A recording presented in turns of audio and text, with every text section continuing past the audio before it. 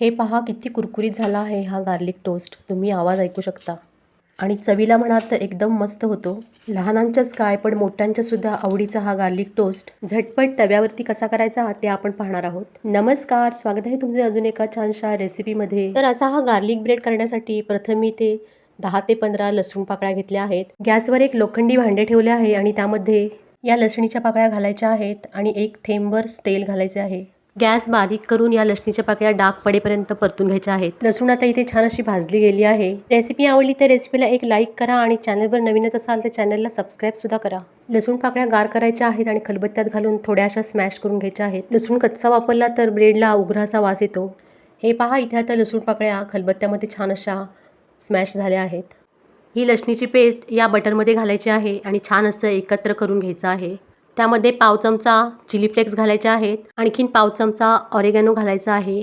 आणखीन चमच्याच्या साहाय्याने व्यवस्थित असे मिक्स करून घ्यायचं आहे. यामध्ये मीठ अजिबात घालायचं नाही, कारण बटर, चीज आणि ब्रेड या तिन्ही पदार्थांमध्ये मिठाचे प्रमाण हे बऱ्यापैकी असते. आता हे बटर आणि गार्लिकचे मिश्रण आहे ते व्यवस्थित असे ब्रेडच्या स्लाइसला लावून घ्यायचं आहे.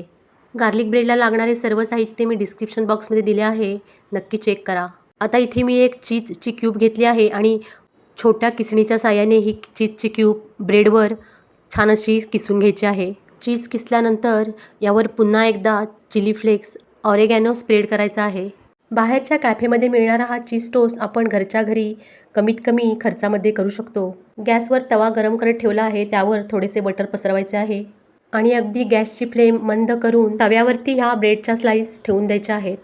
गॅस मात्र अगदी कमी ठेवायचा आहे आणि तव्यावर आता पोकळ असलेले ताट ठेवून द्यायचे आहे, म्हणजे झाकणाला ब्रेडची स्लाइस आणि त्यातील चीज लागणार नाही अशा प्रकारे ठेवून द्यायचं आहे. आणि 1 ते 1.5 मिनिटासाठी चीज वितळेपर्यंत छान असं ब्रेडच्या स्लाइस खालून ब्राऊन होईपर्यंत भाजून घ्यायचं आहे. आणि हे पहा मस्त अशा ब्रेडच्या स्लाइस गोल्डन ब्राऊन झाल्या आहेत. कुरकुरीत असा कॅफे स्टाईल चीज टोस्ट तयार आहे.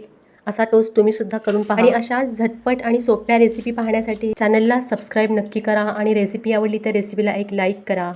रेसिपी पाहिल्याबद्दल सगळ्यांचे खूप खूप धन्यवाद.